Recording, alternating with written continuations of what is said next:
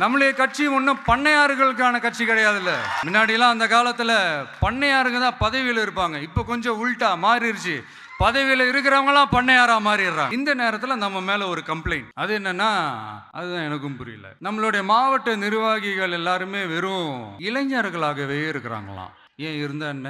அறிஞர் அண்ணா அவர்கள் கட்சி ஆரம்பிச்சப்பா அவர் பின்னாடி நின்னதும், புரட்சி தலைவர் எம்ஜிஆர் அவர்கள் கட்சி ஆரம்பிச்சப்பா அவர் பின்னாடி நின்னதும் வெறும் இளைஞர்கள் தான். அந்த இளைஞர்களால தான் 1967லயும் 1977லயும் அந்த 2 தேர்தலையுமே ஒரு மிகப்பெரிய ஒரு வெற்றி கிடைச்சது. வரலாறு, அதுதான் வரலாறு. இப்ப அதே மாதிரி நம்ம மேல இன்னொரு கம்ப்ளைண்ட். அது என்னன்னா, நம்மளுடைய கட்சி நிர்வாகிகள் எல்லாருமே சாதாரண குடும்பத்திலிருந்து வந்தவங்களாம்.